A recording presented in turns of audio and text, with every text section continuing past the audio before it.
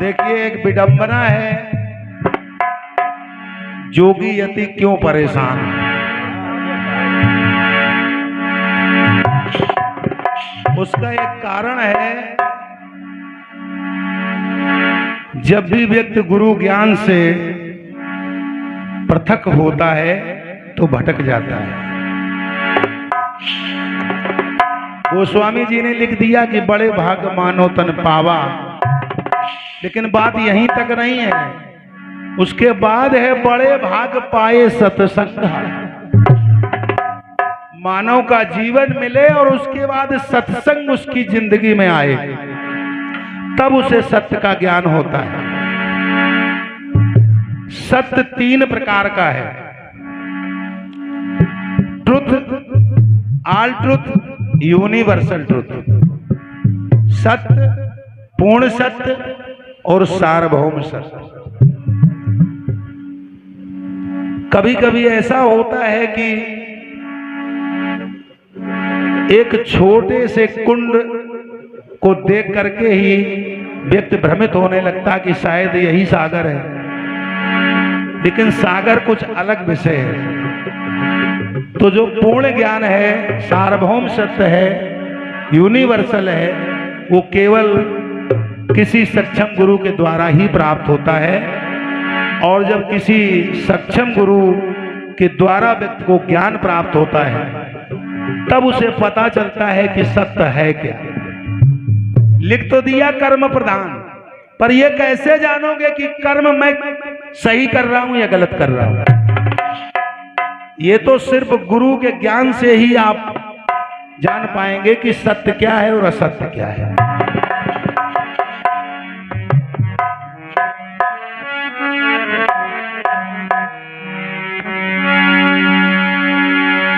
एक समय की बात,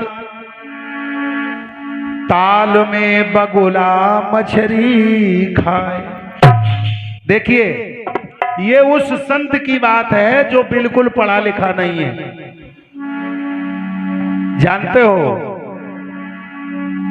जो हमारे संत हुए हैं, उन्होंने उतना कुछ ज्ञान दे दिया है, और वो बिल्कुल अनपढ़ थे। उन्होंने लिखा, मसी कागज छुओ नहीं, कलम गही नहीं हाथ।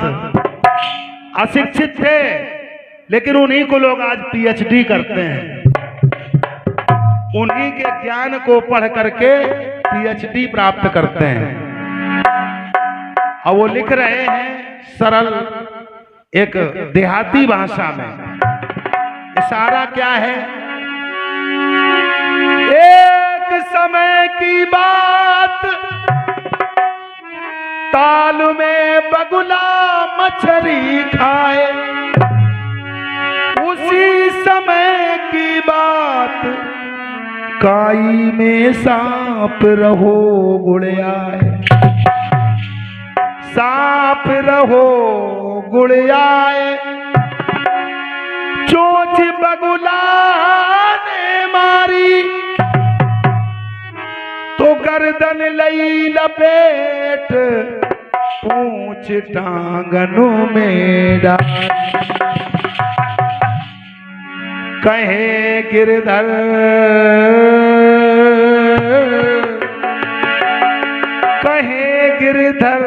कबराए, वो बगुला हाथों निगुरा।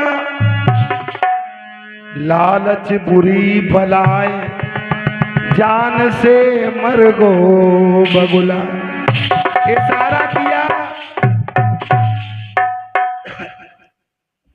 इशारा किया संत ने, जब तक बगुले जैसे रहोगे तब तक ये नहीं जान पाओगे मछली कैसी होती है और सर्प कैसा होता है। बगुला को अगर गुरु के द्वारा ज्ञान प्राप्त होता तो जान लेता ये सर्प है, तो वो उसमें चोंच नहीं मारता। ऐसे ही मनुष्य का जीवन है। आत्म ज्ञान बिना नर भटके, कोई मथुरा कोई काशी। मृग नाभि में बसे बस कस्तूरी, बन बन फिरे उदासी। हमें सुन सुन आ रही हंसी, जल के बिच मीन।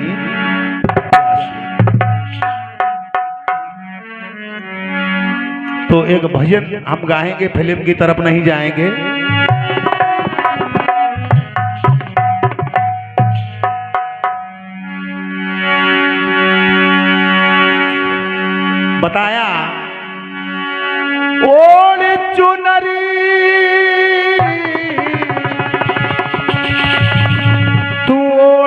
चुनरी। ये जो शरीर मिला है इसको इशारा किया, ओढ़ चुनरी तू ओढ़ चुनरी, और ये है नैहर वाली। हाय, ये साधारण नहीं है जो तुम्हें दिया गया है, ये है नैहर वाली चुनरी गुजरिया, जतन से जरा ओढ़ चुनरी। ये है नैहर वाली चुनरी गुजरिया, जतन से जरा ओढ़ चुनरी।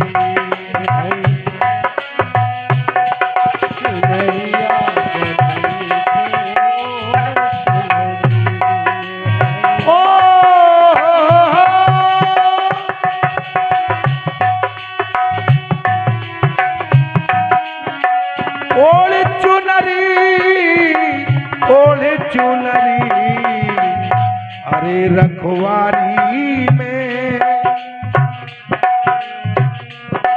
रखवारी में तू कर न कसरिया, जतन से जरा ओढ़ चुनरी।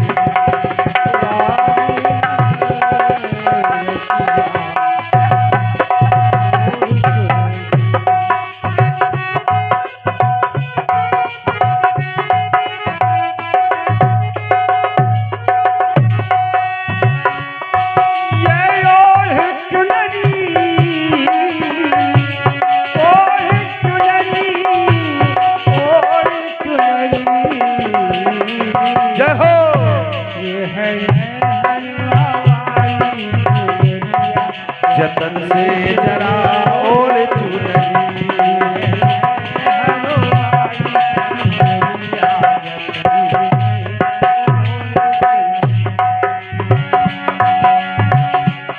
बताया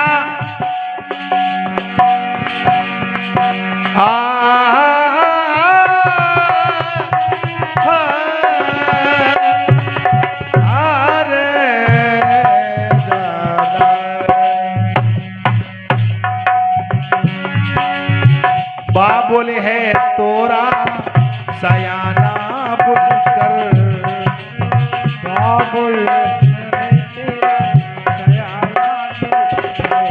बाबुल है तोरा सयाना बुनकर।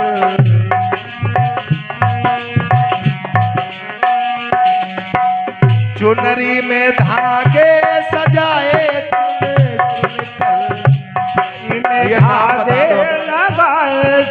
चुनी कर। आदरणीय भैया राहुल पाल जी, उनके तरफ से 21 पुष्प मुद्राएं भेंट हुई हैं भोले बाबा के चरणों में।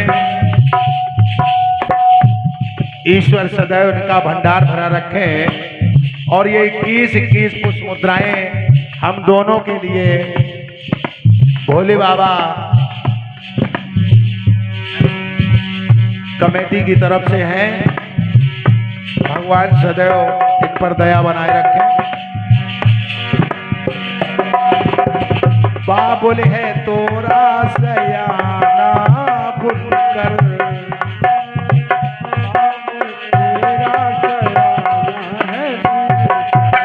चुनरी में धागे सजाए चुन चुन कर, चुनरी में धागे लगाए एक एक धागा चुन चुन कर लगाया गया है। चुनरी में धागे लगाए, चुनरी में धागे लगाए।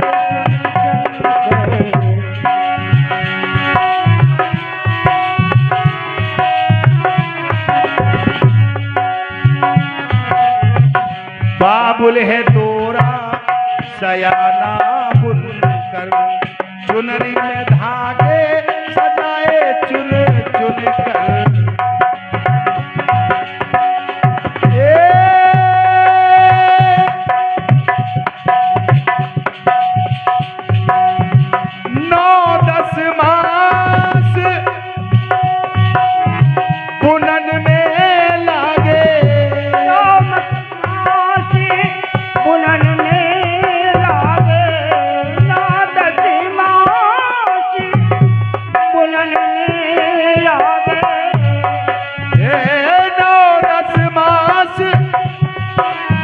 पुनल में लागे तब राखी चुनरी ये दुनिया के आगे।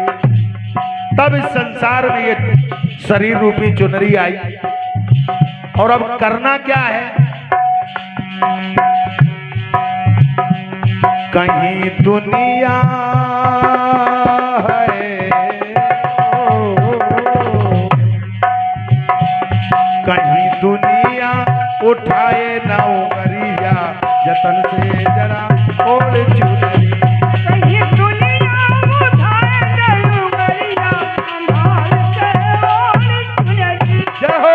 दुनिया उठाए न उंगलिया, संभाल के ओढ़ चुनरी। ओढ़ चुनरी, ओढ़ चुनरी।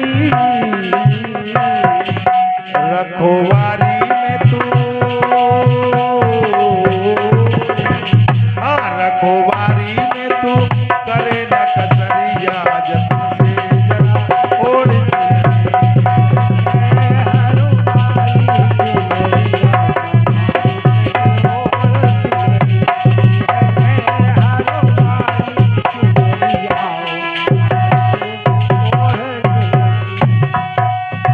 बताया।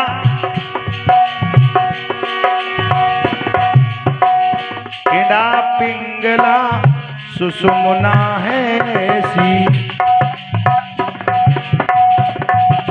आपके इस शरीर में इंडा पिंगला और सुषुम्ना तीनों नाड़ियों का जहां मिलन होता है वो महासंगम है। ये संगम तो बहुत लोग नहा लेते हैं, लेकिन जो आपके घट के अंदर महासंगम है वो बिना गुरु की कृपा से वहां आप नहीं पहुंच सकते।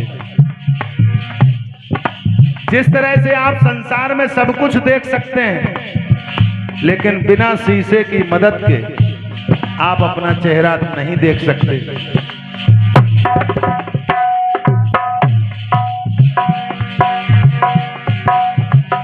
इंडा पिंगला सुषुम्ना है ऐसी। गंगा यमुना सरस्वती जैसी।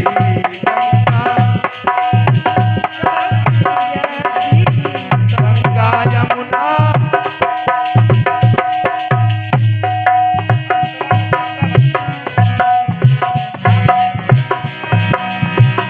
गंगा यमुना सरस्वती जैसी।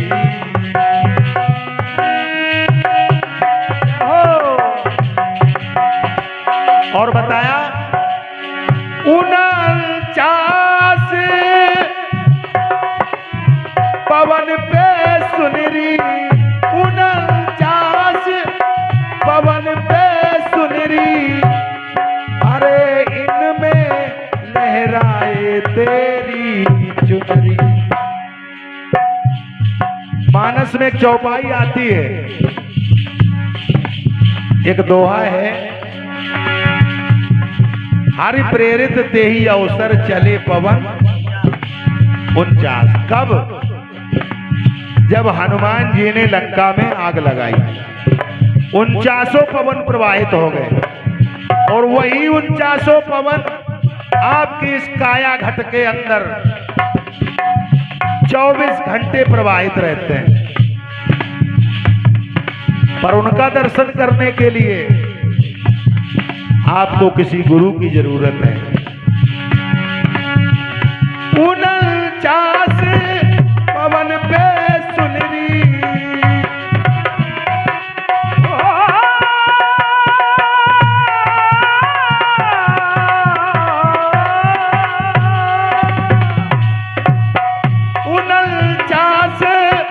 पवन पे सुनरी। इनमें लहराए तेरी चुनरी। और एक महान विशेषता क्या है इस शरीर रूपी चुनरी की? सो में चुनरी की हाय, जिस परम सत्य को, जिस भोले बाबा को जिस कन्हैया को, जिस राम को आप खोजते फिर रहे हो, वो कहाँ है? सोवे चुनरी की ओट में संवरिया।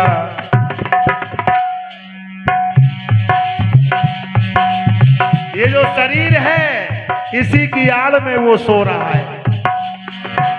सोवे चुनरी की ओट में संवरिया, जतन से जरा ओढ़ चुनरी।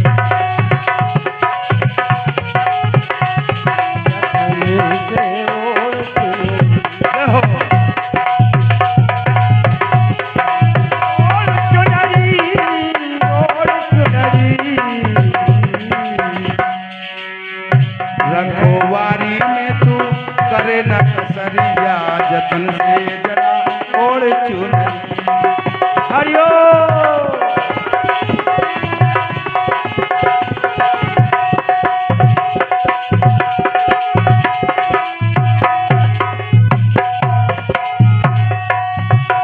अगली बात देखिए, ज्ञानी ज्ञानी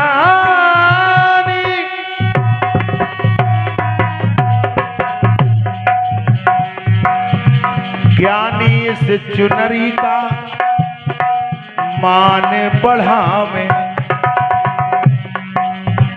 ज्ञानी कौन है?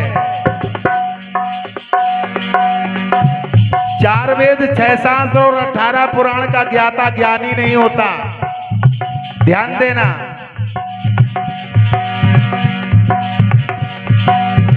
ज्ञानी का थोड़ा सा अर्थ होता है, ज्ञान मतलब जानकारी, जान लेना। अब किसे जान लेना? संसार को नहीं, अपने आप को। जब आप अपने आप का अध्ययन कर लेंगे तो कुछ भी अध्ययन करना बाकी नहीं रहेगा। ज्ञानी इस चुनरी का मान बढ़ावे,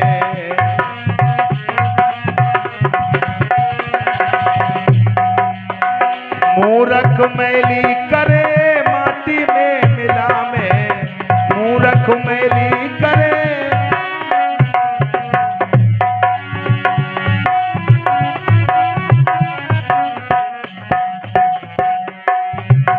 मूरख मैली करे माटी में मिलावे।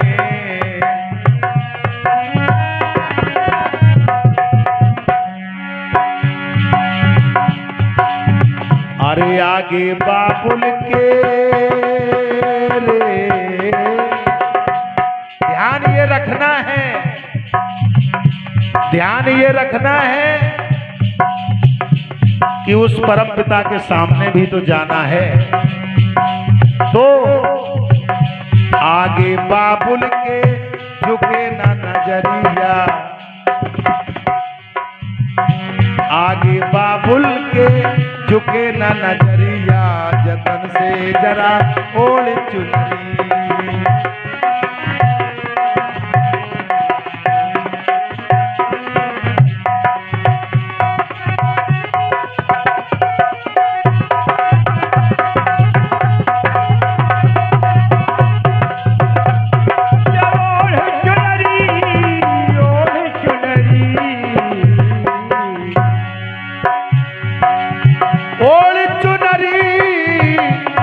चुनरी ये है नैहर वाली, ये है नैहर वाली चुनरी गुजरिया, जतन से जरा ओढ़ चुनरी। ये है नैहर वाली चुनरी गुजरिया, जतन से ओढ़ चुनरी। ये है नैहर वाली चुनरी गुजरिया, जय हो।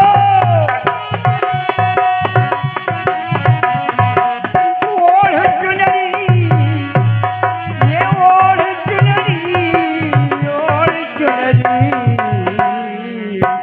ये है नैहर वाली, ये है नैहर वाली। जय हो। ये है नैहर वाली। अंतिम बात देखें,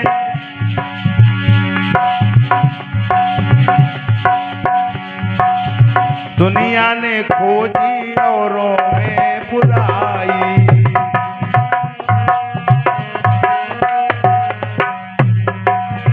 दुनिया ने खोजी औरों में बुराई, अपनी बुराई से आंख चुराई, अपनी बुराई से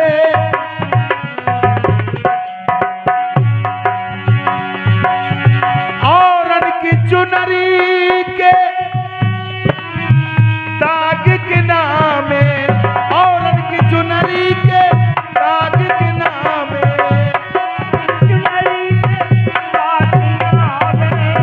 औरन की चुनरी के दाग के नामे, अपनी चुनरी के दाग छिपा।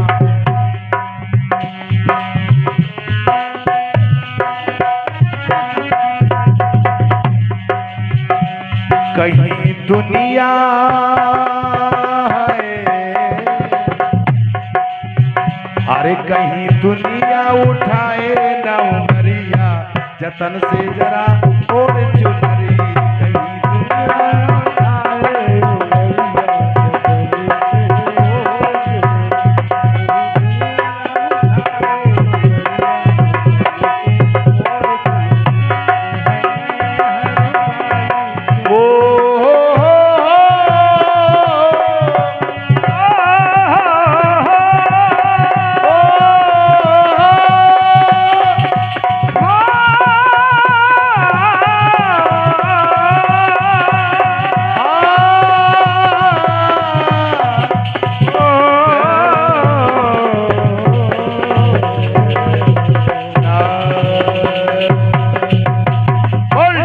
वाले की